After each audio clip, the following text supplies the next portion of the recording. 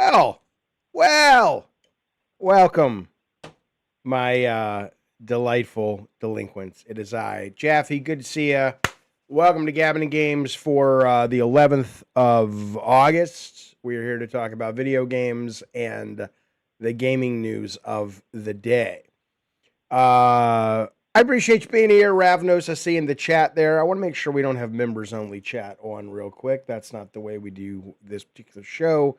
And then we will get started. I hope your weekend was good. I'll tell you what. Oh, my audio is slightly low quality. Yeah, it is low quality today. I'm using a different microphone because my other mic is out in the living room for the couch setup. And I think, okay, there we go. Everybody's able to chat after a couple of minutes. Yeah, no, I hear you. The quality of the mic's a little low, but hopefully it'll be acceptable for you for the show. Okay. My favorite console of all time. I mean, that's an impossible question, man. But I would say, for nostalgia reasons, it's the Atari 2600. For just pure gameplay joy is probably the Super Nintendo. But, you know, the Nintendo 3DS was a great system. The PS1 was a great system, right? Probably if I really had to say I could only take one gaming thing to a desert island, it would be a PC. But if it had to be a console and it had to be the library of games that have come and gone, that would still keep me engaged and entertained, and assuming that there was no internet, I would probably go with probably a PS1. I don't know, man. I can't answer that question, but I would say those are my answers. But I don't really, and I love this too. I know the audience gets upset, but I love that we're, moving away from, it's kind of like, what's your favorite television show is a good question. What's your favorite TV set? Who gives a shit? That's kind of the way I look at it. Welcome to the show. We'll be talking a little bit about Battlefield today. We'll be talking about some Sony executive horseshit that got dropped over the weekend. I've never seen such a bunch of highly paid people saying absolutely nothing in my goddamn life. We're going to talk about that. We may get to some gameplay a little bit later. There are two horror games. One is Ludo, which I'll show you a trailer of in a second. The other is a new demo that just dropped today, which is kind of an action horror game. If we make our goal, which is $200, it's a lot of money. I don't think we're making it, but if we make $200 worth of super chats and members collectively, I'll add it all up, and we'll go an extra hour or so and play some video games at the end of the show. But there you go. Also, you can call in 888-910-7235 and ask me anything and everything you want. Ideally, it's about video games, but fuck it. It's Monday. I'll talk about whatever the fuck you want to talk about. Let's get to it. I also want to let you know, and I'm not saying you should buy this yet because I don't know if it's good or not yet, but I really think this is going to be, out of all the hats we've done in the merch, this is probably the best one.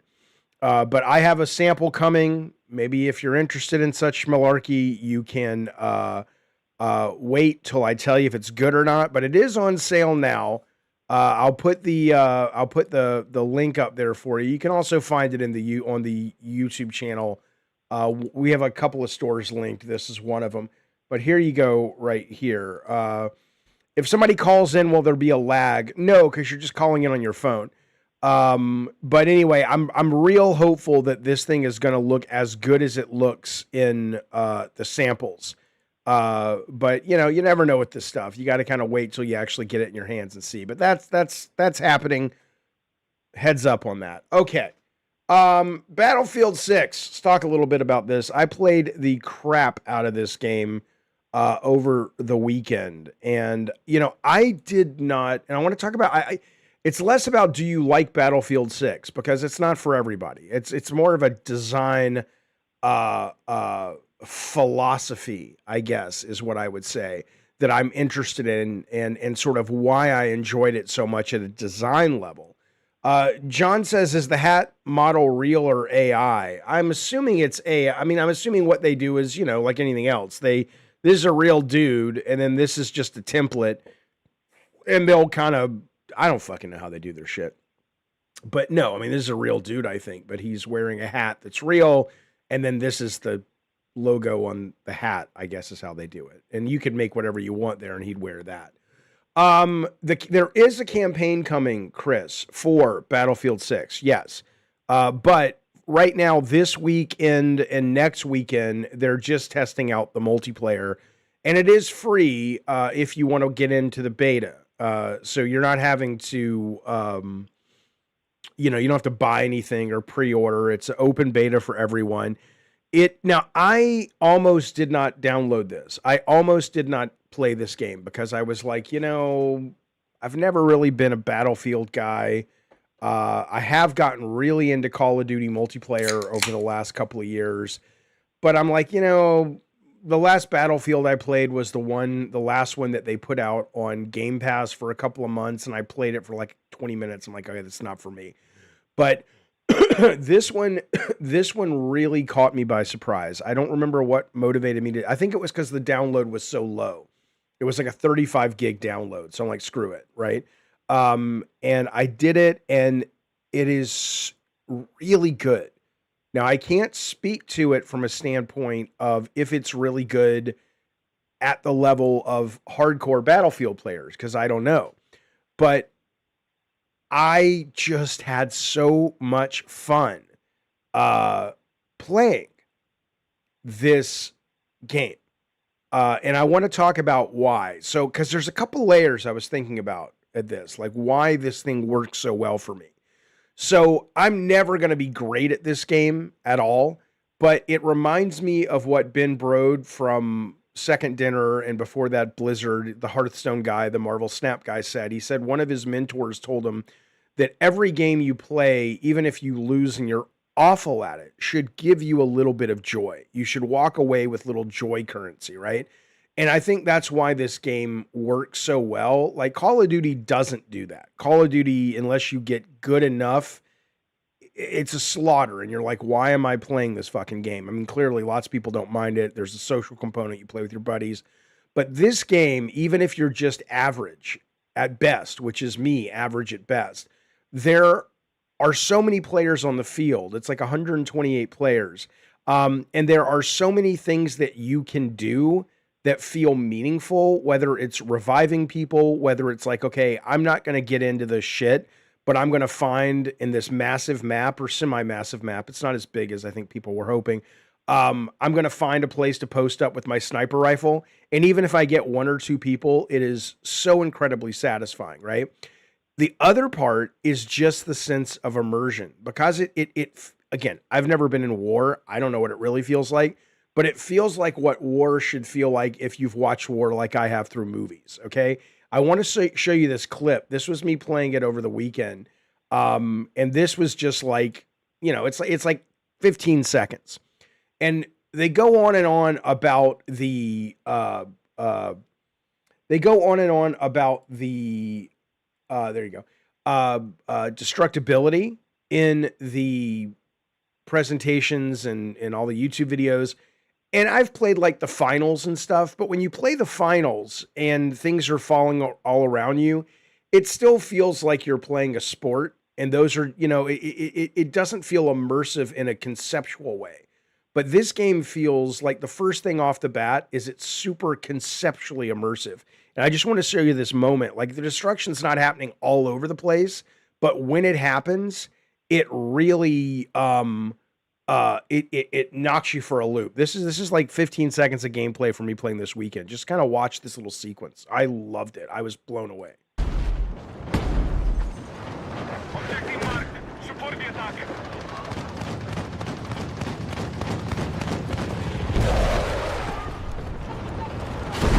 Whoa! That was awesome! Holy shit! That's some. Oh my god! That is the shit. Right, so I opened the door, And I feel like I'm in like a stunt show or something at Universal. It's like I open the door and this massive helicopter just collapses um, in front of me. And I'm like, what the fuck? And then I back up and the whole building collapses on top of me. Turtle Rabbit Fox in the chat says, a few different building models that fall apart the same way every time. Meh. Who gives a shit? Good God Almighty, man! Are you just looking for something to complain about, Turtle Rabbit Fox? I mean, if you're like an aficionado of real time physics, okay, maybe. But when you are in the shit and you're playing the game, I assure you, no one's sitting here looking at this building that's about to come down and going, "Oh, you know, whatever. I've seen that explosion." It's like, dude, really, really? Purple Metal says I played the game over the weekend and I had a great time. Absolutely, 100%, 100%. Chris says, how's the naval combat dogfighting? I only had the courage to get into a helicopter once because that shit is difficult. You know, at least for me, and I crashed the thing almost right away. So I couldn't tell you, like if you're really into that part of the game, how it is playing it with the with the air combat. I wouldn't know. I wouldn't know. Turtle Rabbit, then go play that. He says Bad Company maps would let you level the buildings. Then go play that game. I mean, I don't know what to tell you. I mean, end of the day, look, as a guy who has made games with destructibility before, I have driven tanks. Yeah, those are fun. You know, we did Twisted Metal 2012, and we could have brought down every single building. But the minute you bring down every single building, you're fighting in like an open field. And the value of this is that it gives you the destructibility, and it is tactical. You know, I have been up in attics sniping people, and there's a guy on the other team that just launches a rocket launcher and totally takes the roof off that building, and all my cover is now gone.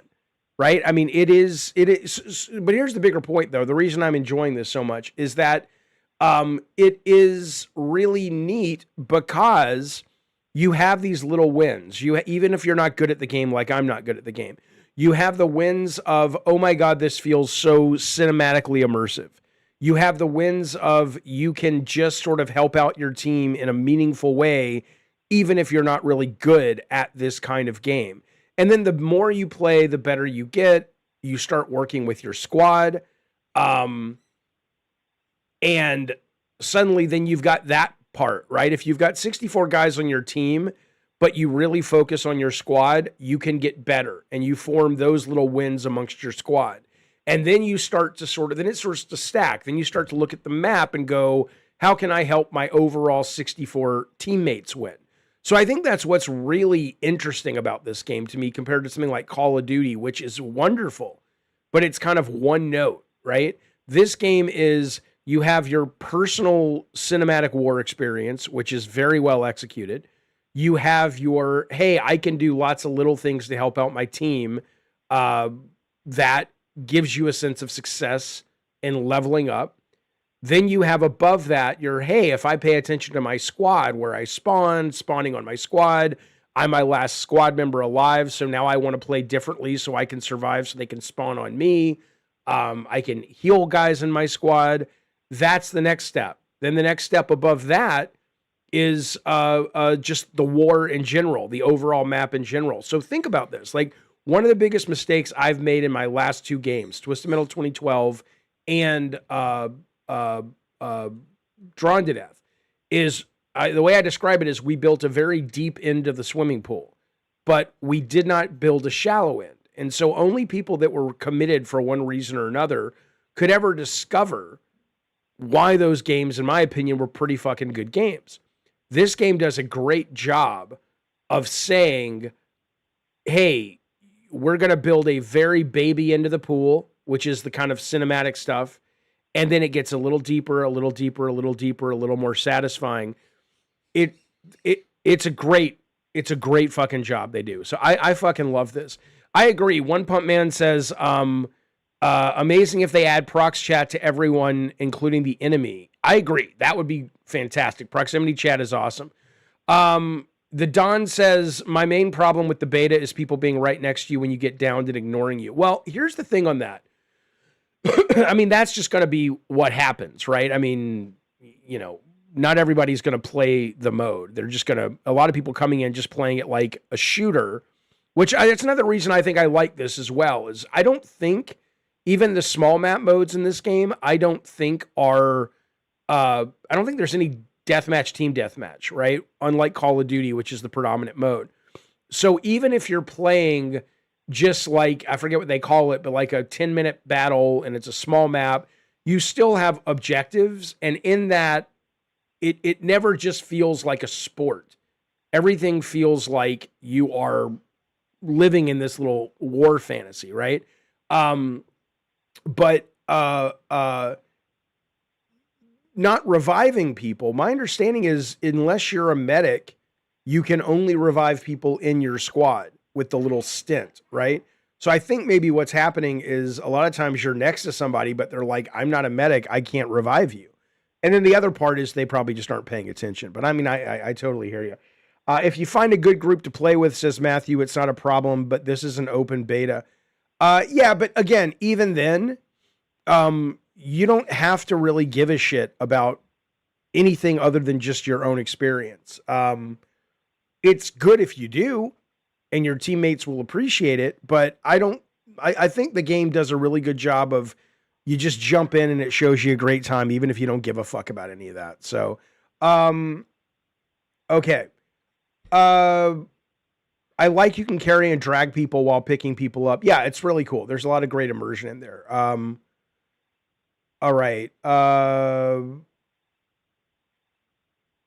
Has anyone heard or seen the campaign? No, Daniel, there is a campaign coming, which I'm excited for. I like the setting. I like the story of kind of war. Hopefully next weekend we'll get some maps that are set in America, like New York, San Francisco, like we see here. But so I know obviously the main story is going to be about that as well, going all over the world and dealing with these battles. But I don't think we've seen much of the campaign. I don't think we've seen much of the. Hey, Sarah, will you shut my door? Sarah, will you shut that? Thank you, baby. I don't think we've seen much of their free-to-play mode. I assume it's going to be free-to-play, which is like their Battle Royale mode. So we'll see. I'm already missing the beta, which is always a good sign. But there's another one coming up if you want to try this coming weekend. So I'm glad someone's giving Call of Duty, says Matthew, competition. They've been complacent. Well, here's the other thing about it. Which I think is really going to be interesting. A lot of people have been very happy about the fact that Call of Duty, Jez Corden tweeted out, here you go, that Call of Duty's become dumb as hell. Now, I like stuff like this in Call of Duty. I'm running around and I'm playing as a wizard with my wizard hat and my marijuana pipe, and I love the new Call of Duty. Played it this weekend. And I love shit like this, but I absolutely get that this is now, this is its own little world now. It doesn't even pretend to be anything other than sort of a weird little universe in which Call of Duty exists. But what's neat and challenging about yes, that's a real Call of Duty gun, is what I understand. But what is weird and challenging about Battlefield, though, is like, this is if you pre-order. And I almost pre-ordered, and I rarely pre-order because I was like, well, let me get in there and grab some cool items that I can only get if I pre-order because I know I'm going to buy it. But it's like, these are your skins. And I get it. I absolutely get it. This is what people say they want, right? Which is they want, like Kyler in the chat says, Call of Duty is about military soldiers, not a fun house. Well, you're not wrong. You're absolutely not wrong. However, I don't think people are going to line up to buy this shit because you barely see your character. And when you do, they just look kind of generic military. So I hope that now Battlefield is selling their game, and yes, Call of Duty is as well, but a lot of people are playing it on Game Pass. But end of the day, though, I don't know if they're going to be able to be as successful selling their battle passes or their costumes or their skins, is what I would say. But I get that a lot of people don't like. Chris says they ruin Call of Duty with Ninja Turtle wrappers. One Pump Man doesn't like it either. It really doesn't bother me. But here's the difference, though. It doesn't bother me because when I now play Call of Battlefield, Battlefield is selling me the military fantasy. And let me be clear, the fantasy. I'm not suggesting this is Arma or even halfway. But, and I wouldn't know if it was anyway. But I like that this gives you the cinematic military fantasy. But I do think it's going to be harder for them to monetize, is what I would say. But I'm very excited for this. I can't wait to jump back in. If you are curious about it, there is another beta coming this weekend. I recommend jumping in, giving it a try. There are a ton of literally active Call of Duty members that will eat that shit up. Real world skins sell well in games that do it, says Ravnos. We'll see. We'll see if that's the case. Jaffe, love the more clean setup with the gaming news and all that, says Flores. Thank you, buddy. Nino says, I love the skins. It gives away your position. Keep using them. I have the Ana de Armas skin. Yeah, I mean, the one thing I will say that has been a challenge in this, I know that the enemies in Battlefield have the little diamonds, the orange diamonds above their heads, so I get it. But it's still really hard. Everybody looks alike in this game, like, and they kind of do in Call of Duty as well, but it's I still struggle always in these games going, wait, is like, here's this guy. Like, here's a great example, right? This guy is on my team and I shot the shit out of him. Thank God there's no friendly fire. But watch what happens. See the capture thing, which is orange?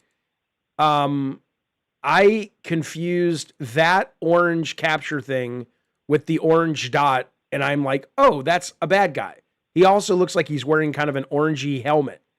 So it's a little, it's difficult. It's difficult. But anyway, I fucking love it. I fucking love it. My only gripe, says Be Nice, is when you're shot down, you can't crawl or scoot to cover. You lay there screaming, you need an effing medic. They add this, it will add another dynamic. What do you mean? Oh yeah, right. You can't move your body around. I agree.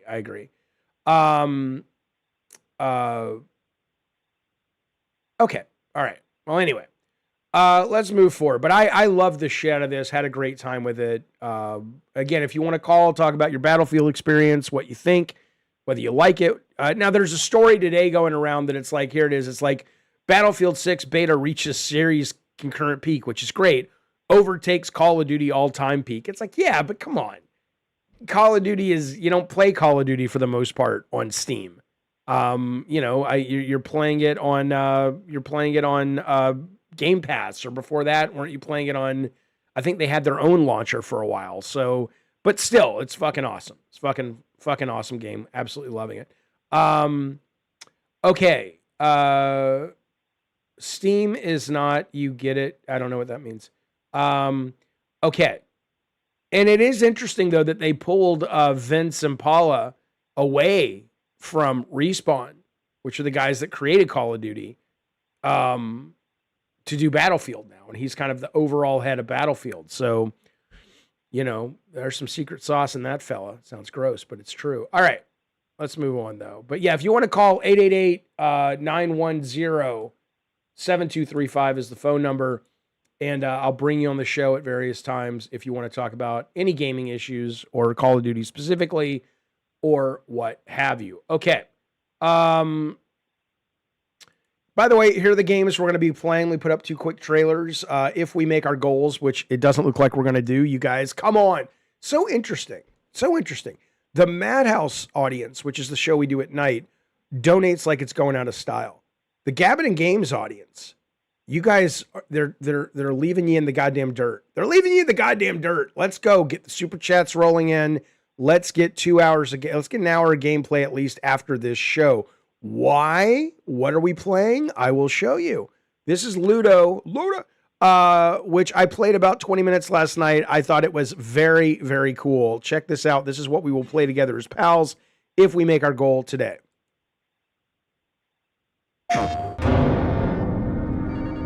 can you distinguish between what is real and what isn't? Do you trust what you see? What you hear? What happens when everything starts to feel wrong? To seem fake? Like a trick?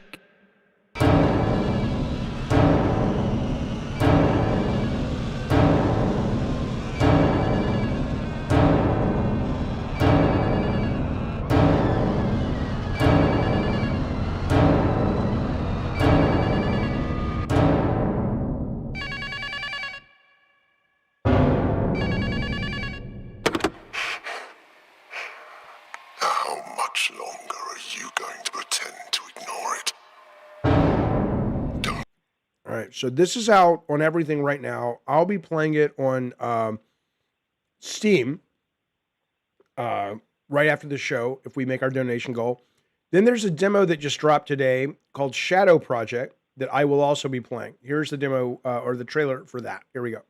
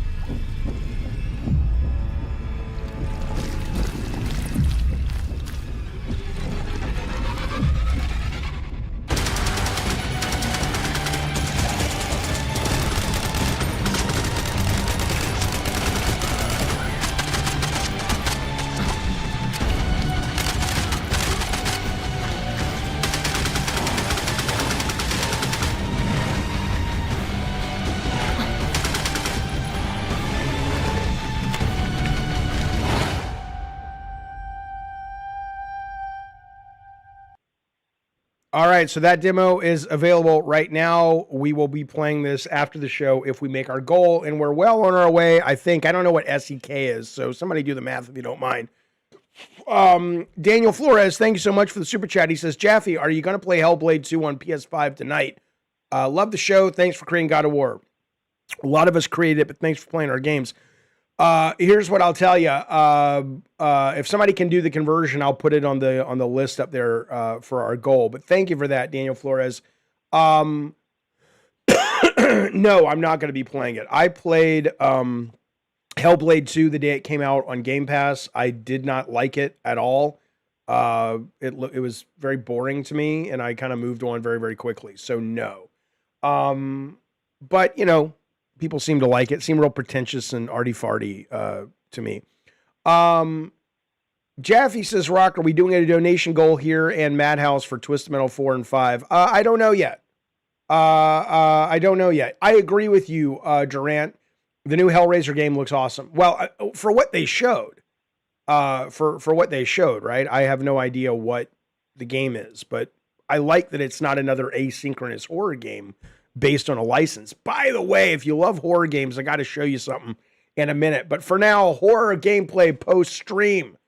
Thank you, Daniel, for kicking us off. We will jump in there and add it to the kitty.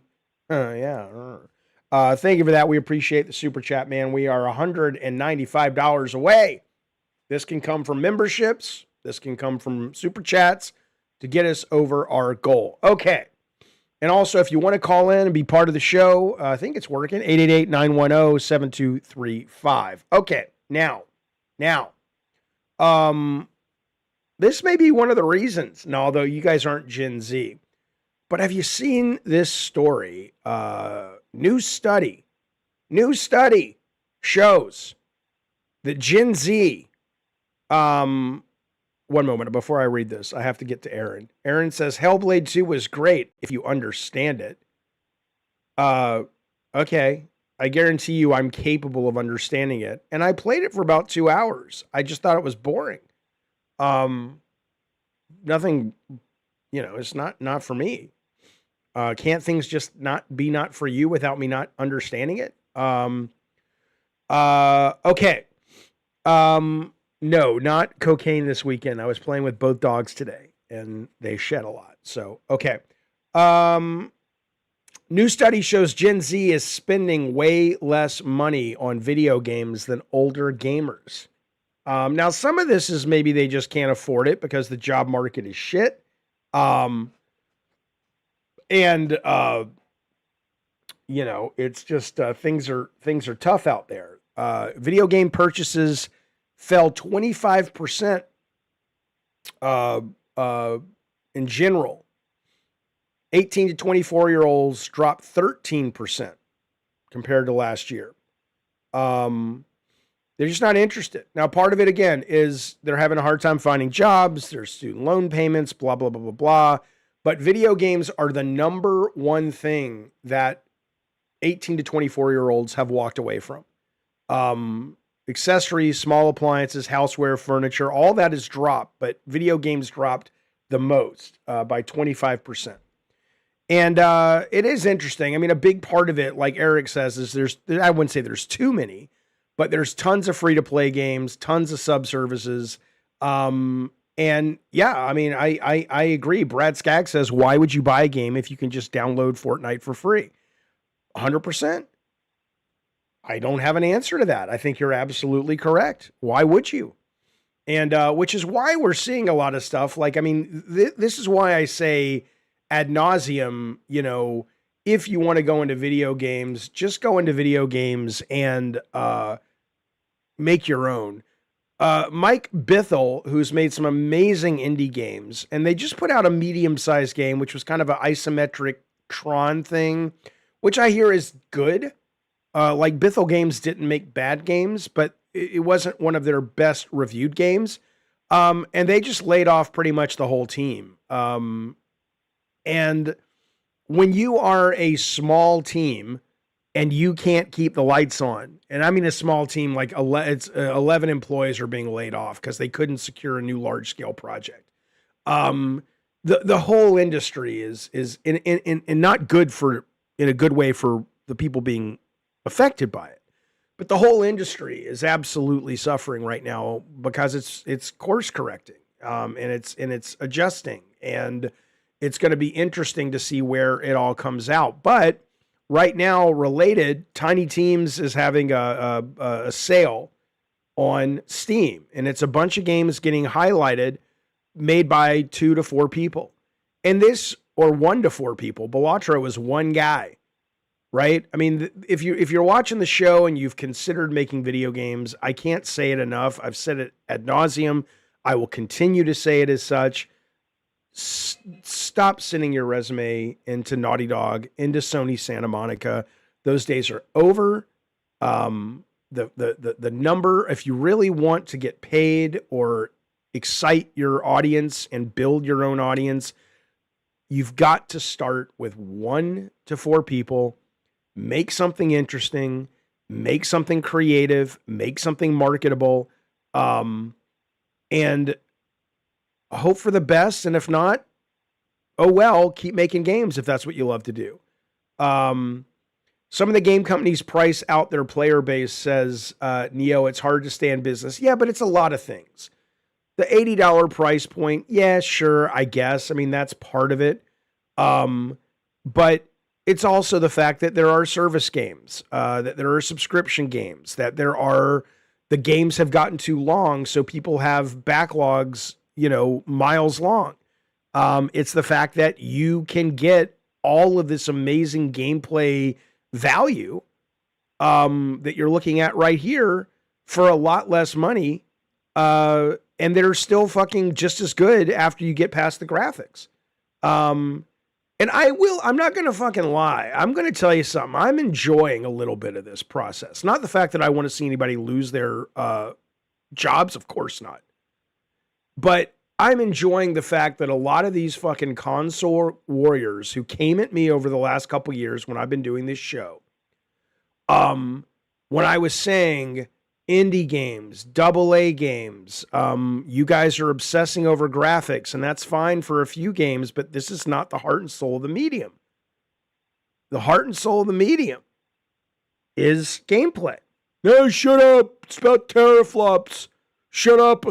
Yeah, I want my fucking 8K, bajillion dollar bragging rights. Puh, puh, puh. Yeah, fuck you. That's what you get.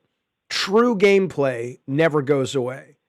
I was there when the first video game crash happened, and guess what? Games didn't go away.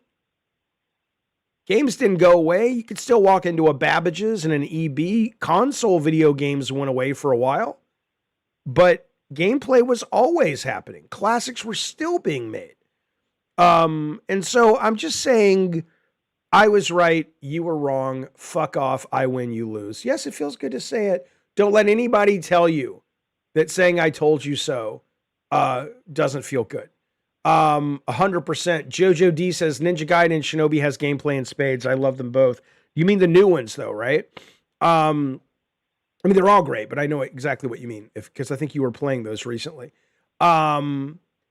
So, Jaffe, do you think it's because game devs aren't being creative? No, of course not. Look at these. How the people are plenty creative. I think it's that the games are super expensive, and so those games don't get a lot of creativity. And frankly, they're not very good. They're bloated. They're overly long. They are, loaded down with a bunch of shit they have to justify their price point. And in that, you get what you fucking deserve, Murray, is what I would fucking say. Yeah, Fuzzy says the Call of Duty you play all the time costs $800 million per game. Yes. And I'm not saying a big budget game is bad. But if that's what you've built your entire console on, is big budget fucking games, then, you get what you deserve. That's all I'm saying. That's all I'm fucking saying. I mean, seriously, the trailers I showed you guys for Ludo, which looks really interesting to me. And for this other thing, Shadow Project, these aren't very big budget games, but I mean, imagine seeing this and going, I don't want to play that because it's not top of the line graphics. Okay, I suppose. But that's like seeing the trailer for Pulp Fiction when it first came out and going, yeah, I don't want to see that because it doesn't have like tons of effects in it like the latest big action movie. It's like, okay, well, you're missing out, man. So, okay. Let's move forward though, shall we? Let's talk about let's go back here real quick.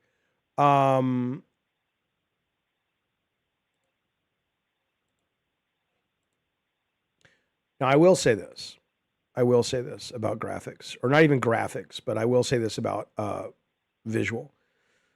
This game, Marvel Tokon, which I think got some, a lot of people able to see more about it at Evo recently. And they've also just put out a little 30-minute play session here that PlayStation put out today. I think the character design in this game looks fucking amazing. It's fucking gorgeous. And I will buy this game because I love Marvel. I love the art. I always lie to myself, whether it's MK1 or Street Fighter 6, and say, this is going to be the year that I am going to finally learn to really play a fighting game. But it never is, and it probably never will be, and that's fine.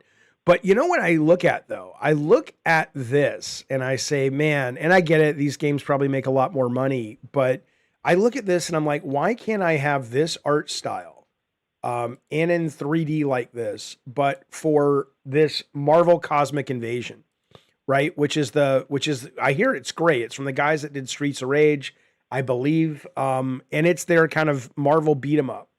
Because again, maybe they're just like, well, we could easily do that, but we don't sell enough of these kind of games compared to these kind of games.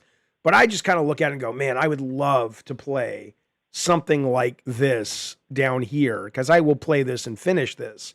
And I will never probably be able to play this 2 days after I buy it. I'll be like, I can't play this fucking thing. Yeah, SF says, did you see the Marvel Cosmic Invasion from the makers of Ninja Turtles? Yeah, there you go.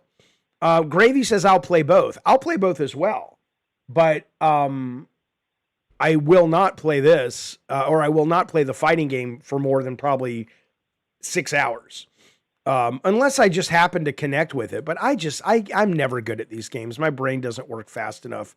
And I don't want to put in the time to really sort of study how to do it. So, okay. But anyway, I wanted to mention that because I thought it was interesting. One quick thing. I'm not a soccer guy. I don't really give a fuck about EA Sports, FC, whatever. I know it's one of the biggest games in the world. Great. Enjoy that. But what I am wondering now, and maybe they won't do this, but I look at this and I look at how successful, what is that game called from the guys that did Sifu? The soccer game is called Rematch. Now, Rematch is not the next Rocket League, but it's doing well. And I look at that and I go, how hard would it be for EA to plug a mode into this that's basically the branded version of, I think it is Rematch, right?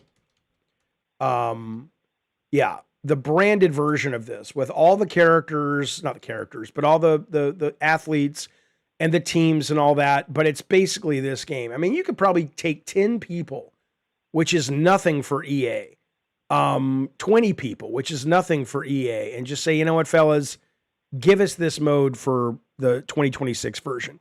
So you can buy the game and play it as a simulation, or you can buy it and you can also play this version. I'm just saying, man, they should really do it because this is a game I can play, and a lot of people, it doesn't feel like it's an arcade sport.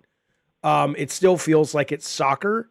But I don't know. I think they should absolutely. If you've played this game, this is a really good game.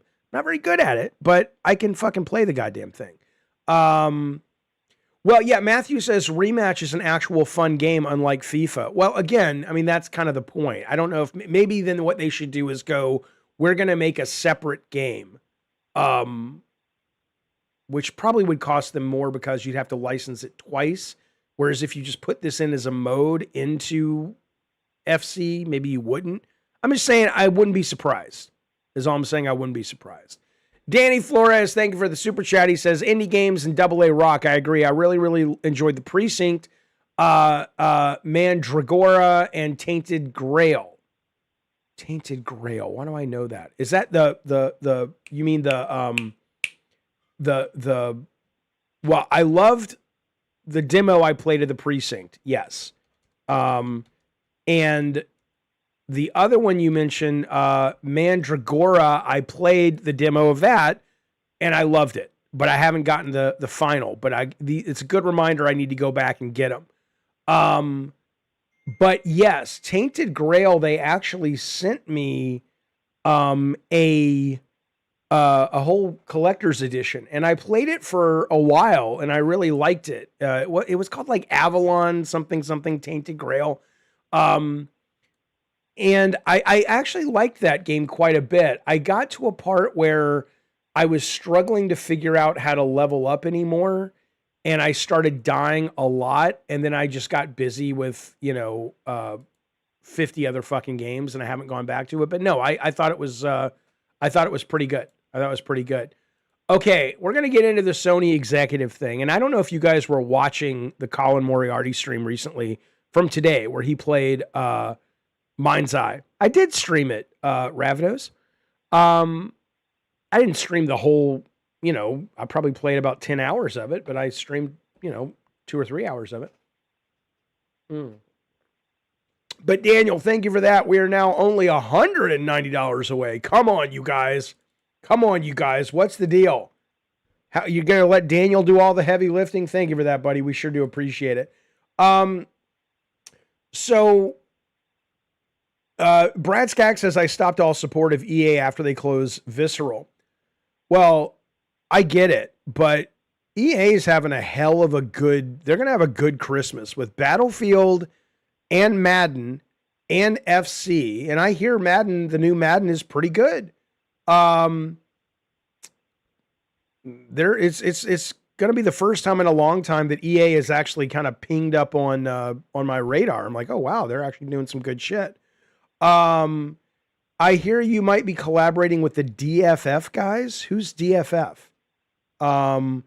Yeah, Colin was flustered by the end. Well, I wrote to Dustin after, and I just said, there's easier ways to do it than what you guys are doing. But I'm sure they'll get the hang of it. But anyway, the point is, I was watching some of it because I was curious about Mind's Eye, and I haven't read Gene's uh, article in the Washington Post yet about him just decimating this game. But Gene did put up a tweet, and this leads into the Sony executive thing. I've been banging the drum about the value of media literacy forever. And one of the things, and again, this is just another kind of thing where I like to go, ha ha, I told you so. Sorry, it's fun. But I've been saying since I've been doing this stream, one of the reasons this stream isn't as successful as it should be is I tell you guys the truth. And I tell you how the sausage is made. And some of you guys know how the sausage is made. Hell, some of you guys made the sausage yourself. But I want to show you a couple things that good for Gene for pushing on this, but executives should not be allowed to speak this way without being called out for it consistently, because it's the only thing that's going to change. Or the audience just lambasts these guys 100%. So I'm going to show you this in a minute. Okay, so DFF is deep fat fried, Blase Thais. I know that Tech is setting up a bunch of things, so maybe, but I may not be all that familiar, unless I think deep fat fried. Do I know what that is? Maybe I know who that is. I don't know. I'm going to their site real quick. Maybe that's something Tech has set up. I'm not sure, but yeah, I love going to other people's podcasts. Absolutely. Okay, let me show you this real quick. This is what Gene tweeted, and I just thought it was great. This is Leslie Benz. Now, I haven't played the game. Benzies, whatever the fuck his name is, Menzies, and he's sitting around holding court about his game, and it is just the same kind of bullshit. There's no difference between this kind of promotion and what we see with Kojima, other than Kojima is able to pull it off with his team in the end goal and make a good game, whereas this guy isn't. And it's not so much there's a problem filming this, but this shit is so embarrassing and it's such horse shit about the way games are made. This is like a 40-second, 50-second clip. Watch this real quick and we'll talk about it.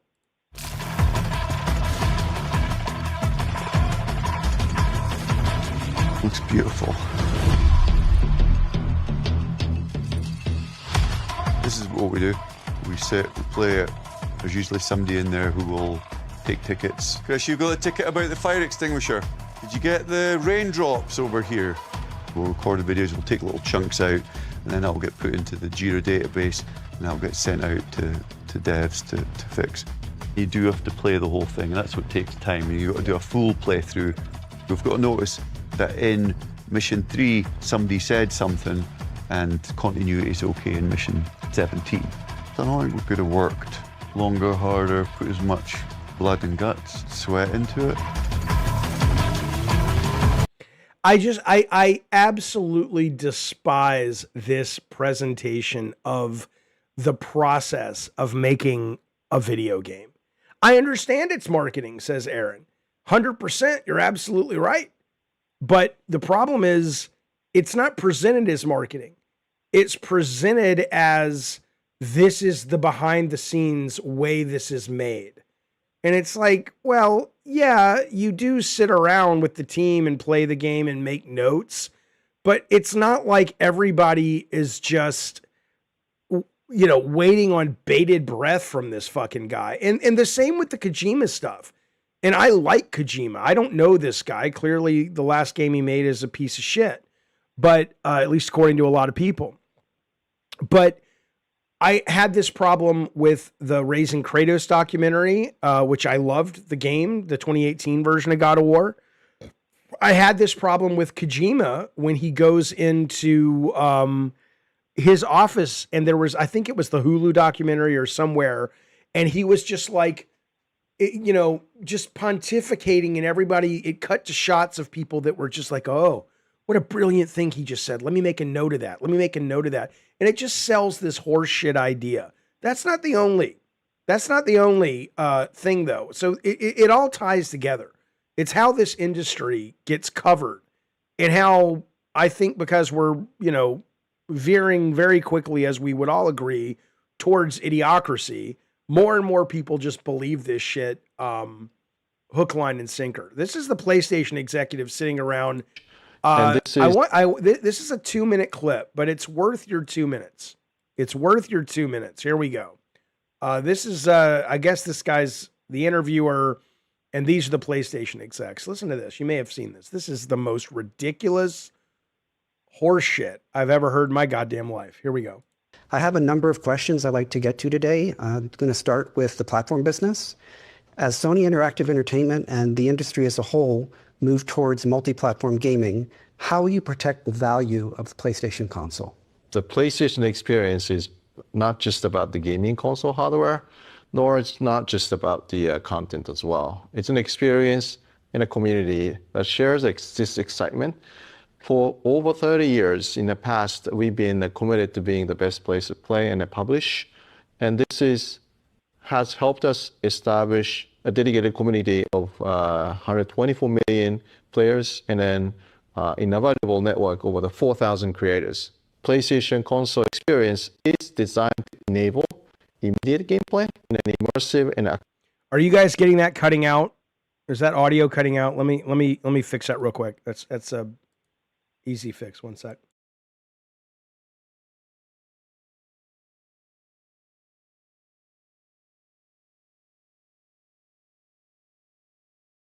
Tell me if this is better. For 30 years in the past, we've been committed to being the best place to play and publish. And this has helped us establish a dedicated community of 124 million players, and then an invaluable network over the 4,000 creators.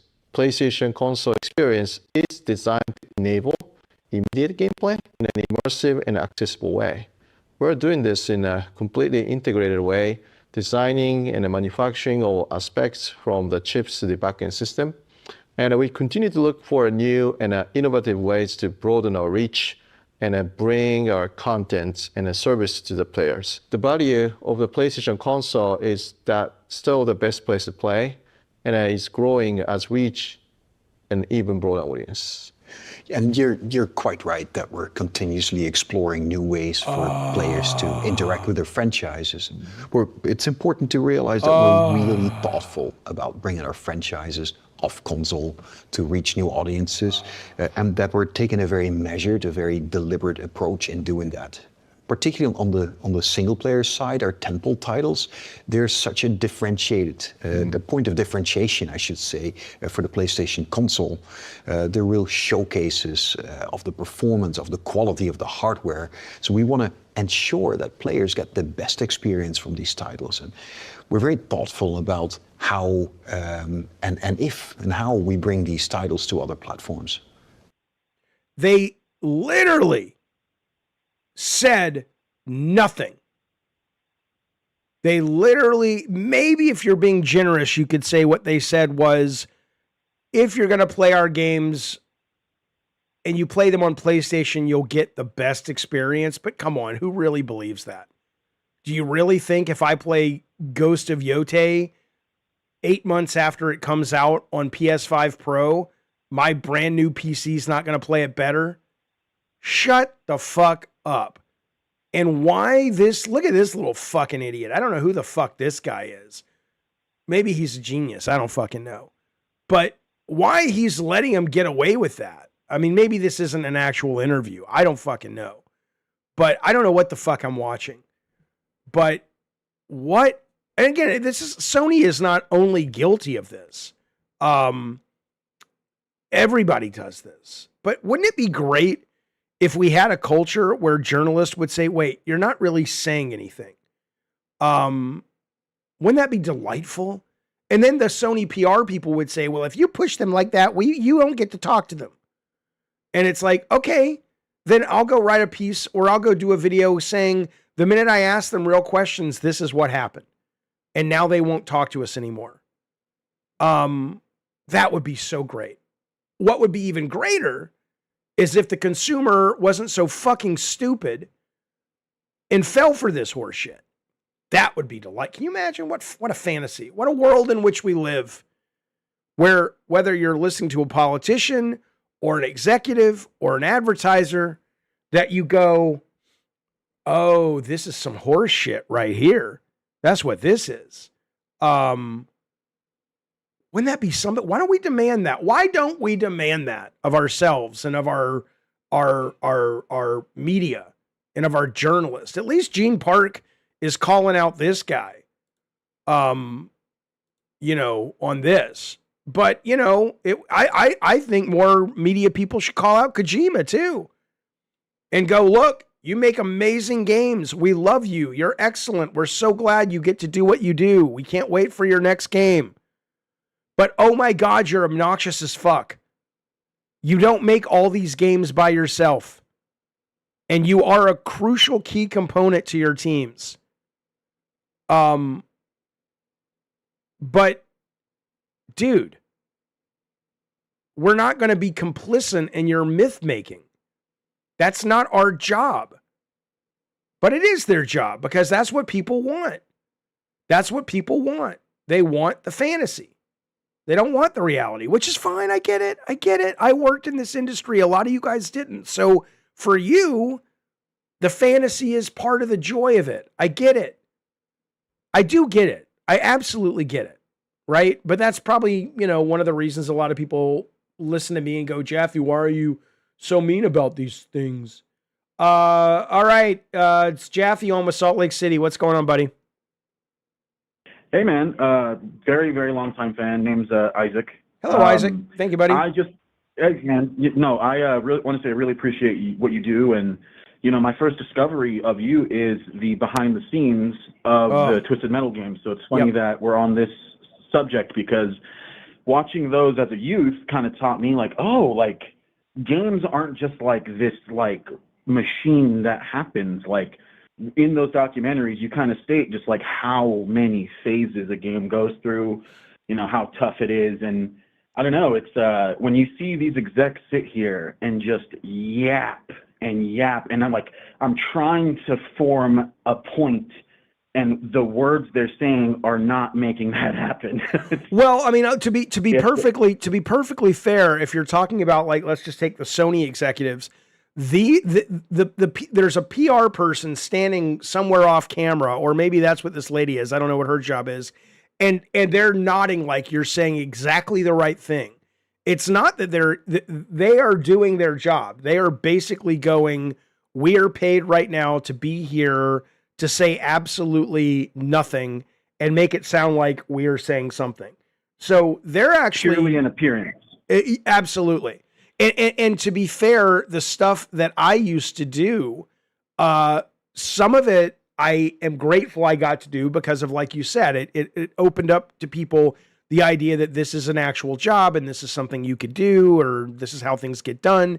But I was very guilty and very complicit in a lot of this horse shit as well. I remember going back and talking about the God of War 1 documentary. Yeah, dude. And it was just so hyperbolic. I knew you as the leader of the maker, the guy who did God of War. So when they came out with this new one, I was kind of legit confused. I was like, where's Jaffe? Well, I mean, I was just like Kojima, not as talented, but I was a key component to that group of people. But even with that there's nothing about that being a lie. But I guarantee you the team didn't sit around and go, oh, yes, Maestro Jaffe, what do you want me to do with my little stupid hands and my stupid brain? It's it was collaborative. And I said a bunch of stuff in those interviews that I look back now and I cringe over because it was such PR speak. And I hate that people believed it. I hate that I contributed to any of that shit. To give you credit, man, I mean, you know, in the documentaries for like Twisted Metal specifically, like when you were mentioning like you were into like all like that like fucked up photography and like you mentioned like the, you know, like that kind of like creative stuff, man. Like that's a lot of, I don't know, like you should have a lot of credit for that because you formed the tastes of like me and many others. And I stood on the shoulders of other people who formed it for me, but yeah, I'm not taking away what I did or we did as a team, but I'm taking away the way in which it is packaged and sold because I think it's really damaging and horseshit. But I do appreciate that, and I appreciate the call. Thank you for calling in, buddy. I'll talk to you soon. Yeah, really quick. Can I butt another question? Quick question. Yeah. What's up? Thank you. Sorry, I've always wanted to ask this. Just very specific. So, what was the creative process in putting Paint It Black in Twisted Metal Black? Was it just purely because it was called Twisted Metal Black? No. I don't know, man. There's something super deep about like watching that movie, the little movie at the end of the credits played to Paint It Black is just like one of the best pieces of art ever. Well, so that song I first heard when I was about 11 years old, and it was on the end of a documentary about roller coasters. And I know it sounds crazy, but there was a weird big fat guy in overalls. He almost kind of looked like the guy who played the guy who shot himself in Full Metal Jacket. And he was just walking underneath. Yeah, and he was walking underneath all these roller coasters like a creepy dude. And they were Paint It Black. And that's the first time I heard the song. And so I automatically associated that song with creepiness. And so when it came time to get a song for the credits, A, because I always associated it with creepiness, and B, because I was also like, oh, it is called Black. That would be really good. So I went to my boss and he looked into it with legal and we could afford it. And that's where it went. Yeah, it still blows my mind that you could boot up the game to this day and you still hear the opening guitar strings to Paint It Black. Like that is so fucking cool to me. And hey, every copy that gets sold, the Rolling Stones still get some money as well. It's really true. Hey. As they should. Awesome. As they should. All right. Thank you, buddy. Hey, they're just iconic to the brand. Thank you, man. Yep. Absolutely. Appreciate the call. All right. Let me bring in Matt. Matt, it's Matt, what's up? It's Jaffe. How you doing? Hey, man. You might have gotten into this a little bit with him when I was calling in, but we were talking kind of like the performative bullshit that all these games like come from. Yeah. But I mean, you sold a lot of games with these grand ideas. I mean, these grand ideas are what really make these games. I'm not, I think maybe I'm communicating poorly then. I'm not opposed to grand ideas. I'm not opposed to a vision, whether it comes from a team or two people or one person. You have to have a vision, a North Star that you and the team want to follow. But there's a difference between communicating the process in an honest way and communicating it with this kind of myth-building romanticization, which I find problematic. And again, let's be clear, the Leslie clip I was showing was more of the kind of myth-making romanticization, but the Sony executive thing was more about listen to them talk and say absolutely nothing. They're kind of cousins of the same problem, which is we are a media illiterate culture, and it just gets worse every fucking day is what I find. Yeah, but I mean, I can remember you during, when you were making God of War, and, you were trying to sell that, like, you wanted to create a grand adventure that the player could go on. That was not a lie. Not a lie. Totally true. And that was your vision. And you were pretty passionate about it at the time. And that's what made that game what it was. Right. I think, the same thing with Kojima and, we're talking about Leslie Benzies, that's what you get when you have no real, just put a gun in there, have it shoot the guys. Cars have cars, Oh, yeah, but I think we're talking about different things though. Having a vision, having somebody on the team or a group of people on the team with a very strong vision, I think is imperative. You have to have that, no matter the scope. I'm not knocking that. I'm knocking the way that it's communicated. I'm knocking the way that Jaffe floats in to Sony Santa Monica and everyone's just waiting Like when the president walks into the office at the beginning of the day and it's like, what do you need to facilitate your brilliant vision? Leslie, Kojima, Jaffe, Corey, Neil. That's the stuff that I find a cousin to the Sony executive speak, which is people should know that that's horseshit. Self-congratulatory, and that it is that, but I mean, this is a creative field, and creative people get like that. It's just kind of part of. Yeah, well, they shouldn't. Anything you're passionate about. No, you can be passionate and still be an honest broker. You can be passionate and still go, I can't express my brilliant passion, and you can own it and say you think it's brilliant. I thought a lot of my passion was brilliant, but I couldn't have expressed it without Shannon or Ken Feldman or Tim Moss or Corey or any of these guys. Definitely takes a team, but I get what you're saying. Yeah. You got to push back on the horse shit. That's the only way we get to the truth. All right, buddy. Thank you for the call. Always good to talk to you, Matt. Yeah, you too, man. All right, see you, dude. All right, there he goes. You two can call in if you are so interested. 888-910-7235. I don't have any news on this. I'm just curious. Excuse me. Is it worth playing this? Has anybody downloaded or streamed Heretic and Hexen remasters that just dropped last week? That's what I would like to know. There's no news. Just curious because I kind of want to play it. All right. Brad Skaggs says, I understand being humble about it. It's not about being humble. It's about being honest. It's got nothing to do with humble. All right, one sec. Where did that go? Okay. All right, let's do. I want to show you a couple of trailers of things that this is something. Now, I actually worked with the head of this company, not Jason Blum, but the head of Jason Blum, Blumhouse Interactive, which is Zach Wood, or Woods. Zach Woods? I don't know, whatever. Zach. He worked with me on Twisted Metal. He was the producer at Sony on Twisted Metal. Now he runs this group. The first game they put out, which was that light, hang on.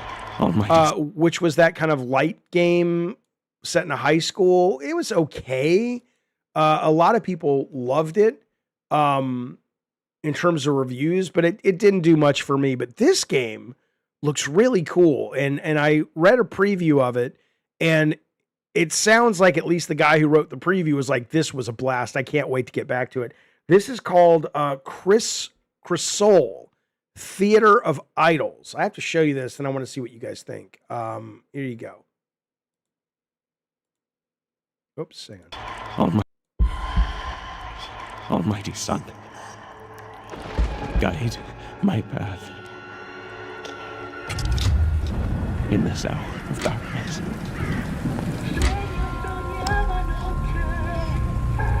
As the shadows of the abyss close in,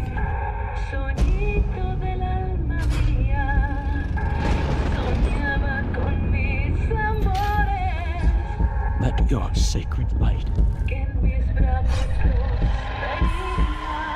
banish them.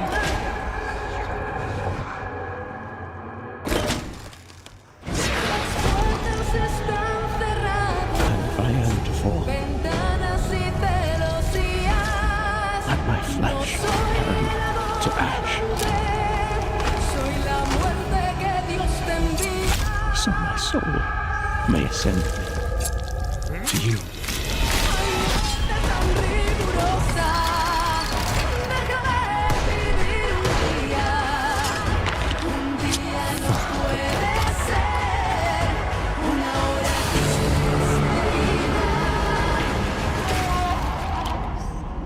Consumed in your flames for all eternity, now and forever.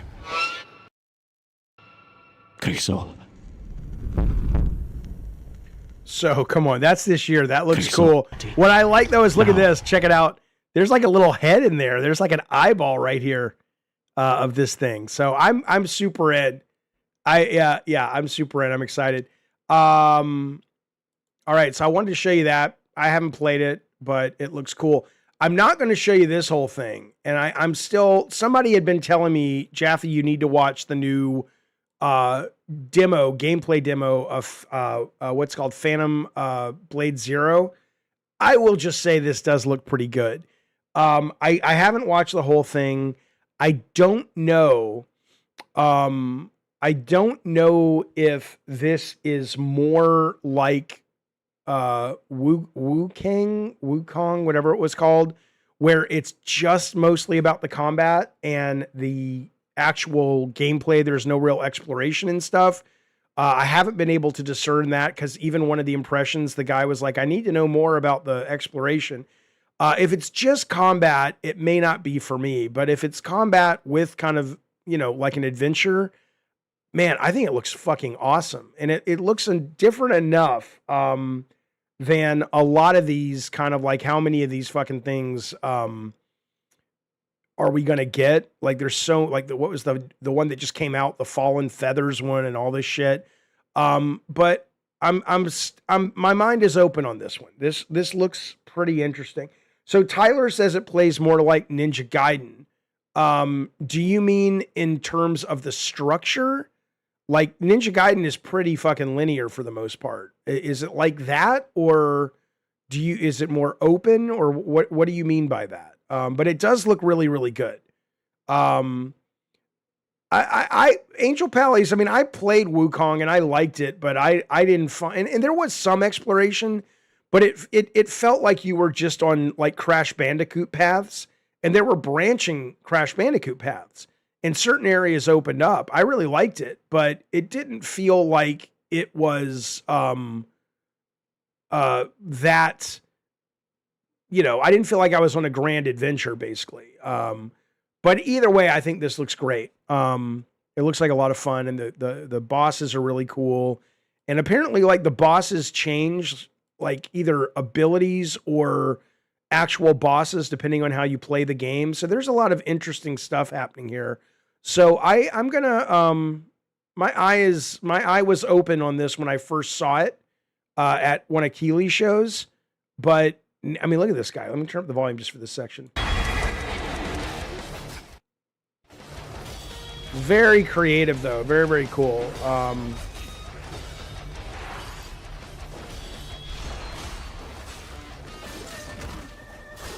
You think I should play the new Feathers game, whatever it's called? Really? I heard it was really hard. Ravnos said I should check it out. You don't think it's too hard for a gamer like me? I should probably just play Sekiro, because I've never played Sekiro. And Ricardo Forever, when he was calling into the show a bunch, he was saying forever, it's like, dude, you need to play Sekiro. It's my favorite game. So maybe that should just be my next thing. But anyway, all right. I'm not going to watch the whole thing, but, keep it in mind if it looks like something that's interesting to you. But maybe I will pick up Sekiro. Okay. Let me check something real quick. Okay, I got to show you guys this real quick. This is really interesting. And this is free if you have a PC. Before I show you that, speaking of, I remain excited for Ghost of Yotei. I know a lot of people were like, PlayStation put out some new gameplay for it. And it's only a minute. I want to show you this. Then I want to show you a brand new game that you can get for free. And if you love the horror, I mean, just wait and see. It's not like I'm not like selling it. Like, you got to play this fucking game, but it's cool. It's worth knowing about. Thank you so much, Danny. He says, why is there an oversaturation of Souls games? I'm tired of playing them. Are devs really out of ideas, or is it forced? I think it's, think of the super chat, buddy. The only guy who's spending money today, I'll tell you, one day when this show goes away and you guys are like, what happened to Cabinet Games? It's like, well, nobody funded it.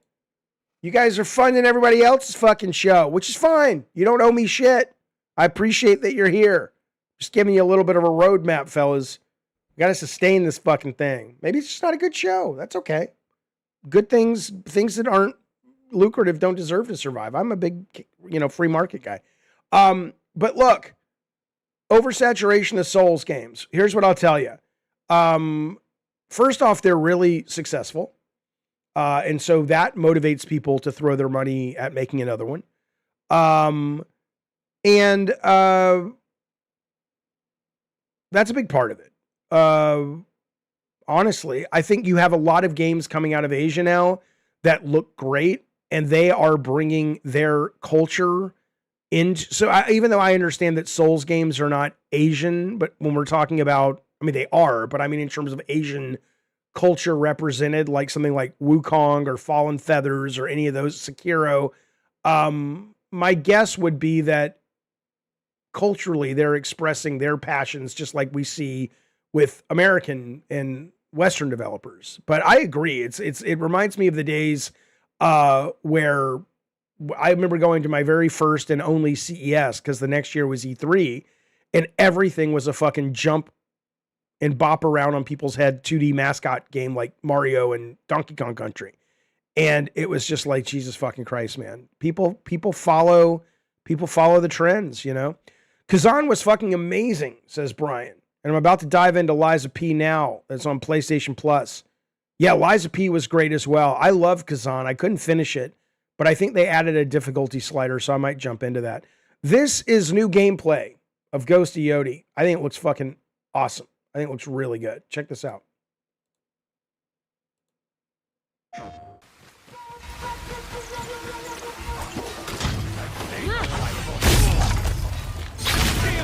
And I'm actually,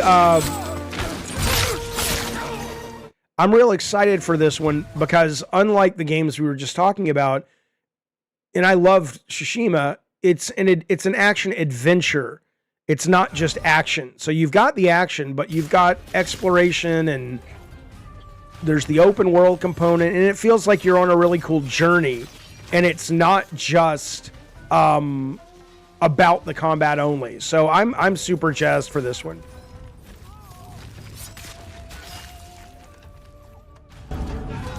Yote, whatever, I don't care. You know what I'm talking about. Look at this. This is great.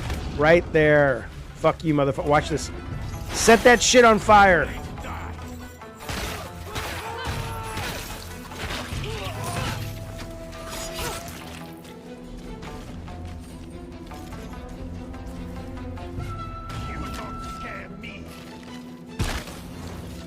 Well, you should be scared.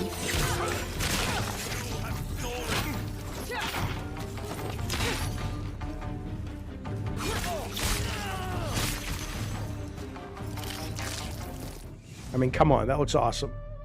October and September are going to be nuts, man. Fucking nuts. I want to show you this game. This came out. It's free. It's super indie. It's one guy. Because I love horror, right? So I always want to share it and bring it to your attention, if I may. It is called, where did it go? 1 second. All Hell Unleashed. And it is an NES style game that you can get on itch.io for free. And the concept of the game, let me just show it to you. The concept of the game is these cultists have basically summoned the powers of famous slasher movie guys. But they fucked up, and they ended up basically making it so they actually brought the movie characters into the real world. So every level is set in a famous horror film. Like semi-modern, right? So let me turn it down a little. Right. I'm not going to play the whole, I'm just going to play it for a few seconds, but just to give you an idea, right?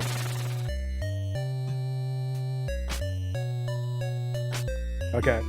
So you can pick any of these that you want in any order, right? So if we start with like Elm Street, it's one level. It's pretty hard, and it's very NES-y, right? So it's not, I don't want to oversell it. It's an NES game. But this is all, you know, it's all one level. Each level is based on a horror film. If you love horror. And it's hard, but not hard like a Souls hard, but just like in the way these old games were hard.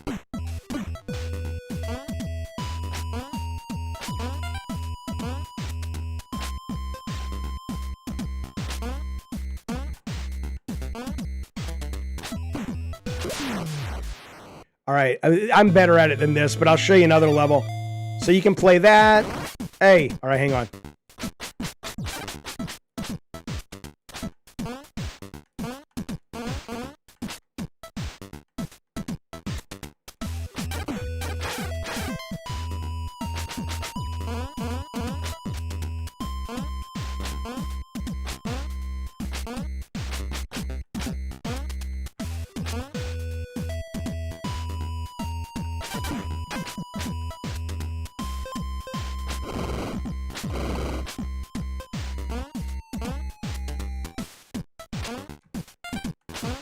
No idea what that does, right? Okay, right, so I'll show you another level. Anyway, if you're into this and you have a PC, obviously it's unlicensed. No, start again.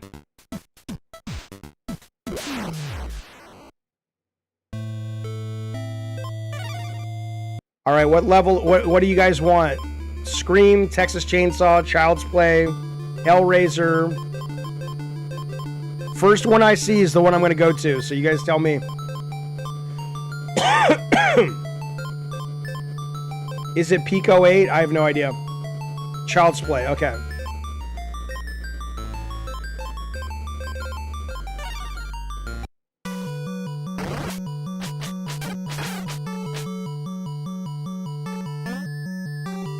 I don't know, I guess that's bad.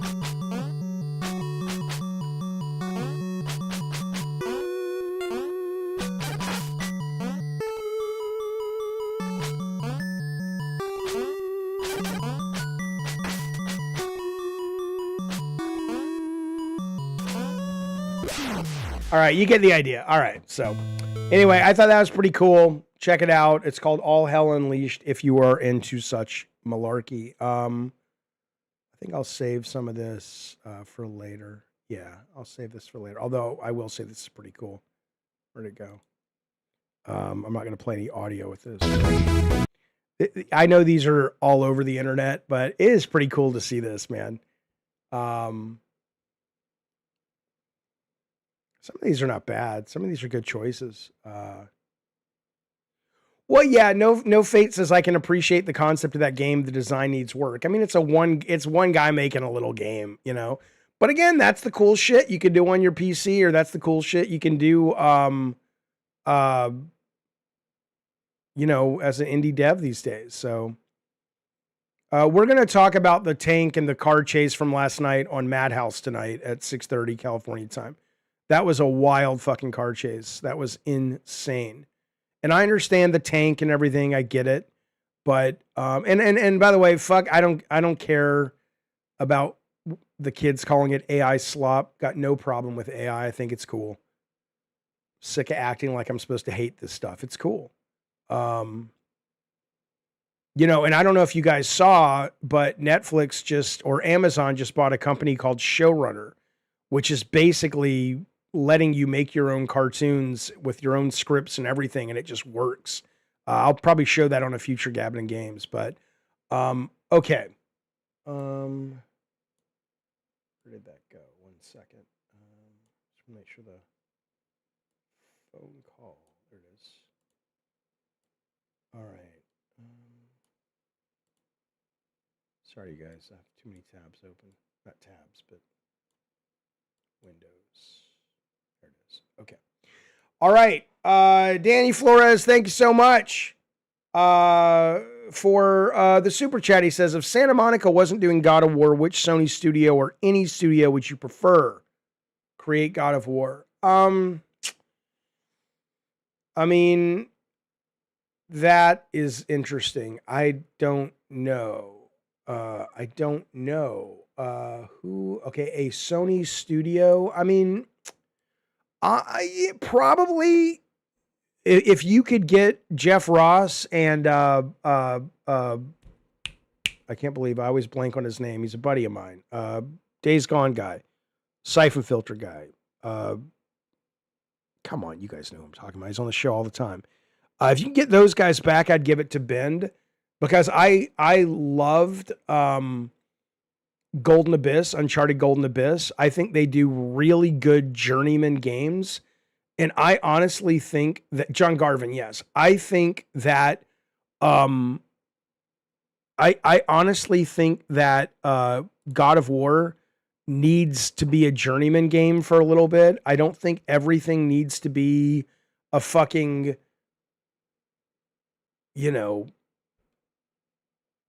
magnum opus of the director's vision of his life about what it means to have kids. And just give me a good fucking meat and potatoes action adventure with classic Kratos tearing shit up, put some twists and turns in there.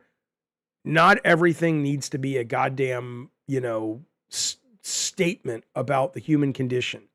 Just make a fucking fun, balls to the wall with a little bit of pathos God of War game. I mean, and I'm talking classic Bend. I know that particular group at this point is kind of, a lot of people have been laid off, and Jeff is no longer there, and Garvin's no longer there. But I would say those guys come to mind. And obviously, I think the Tsushima team or the Yote team would be great as well, because it's one of the things I loved about Tsushima is it, again, they out of all the studios, I think they've done the best job of having a mix of, yes, it's a story, it's got some adult sensibilities to it, it's not a little kid game, they understand they're making games for an older audience that demand a little more meat on the narrative bone, but it still felt like a great adventure and a great experience, first and foremost. It didn't feel like it was trying to be about anything other than taking the player by the hand and going, we're going to show you a great fucking theme park ride with a little bit of meat on the bone. So, all right, fellas, there you go. That has been Gabbin' and Games for the 11th. I appreciate you being here. I appreciate you spending some time with me. Thank you for the super chats. Thank you for the phone calls. Thank you for the discussion. We will be back tonight. Myself, Bunny, and Technology Protection at 6:30, doing a Madhouse episode. So hopefully we will see you then. If not, we'll see you on a future stream. In the meantime, consider a subscription, telling your friends about the show, a membership. Consider going over to the merch store, picking yourself up a brand new hottie toddy hat right there. Come on now. How can you not love the goddamn brand new Sweet Tooth's Killer Creamery dad cap? Costs $37. It's not going to break the bank. All the ladies will like it. If you're into the men folk, all the men folks will like it. You'll love it. Meantime, be well, be safe, and looking forward to seeing you guys soon. Bye, you guys.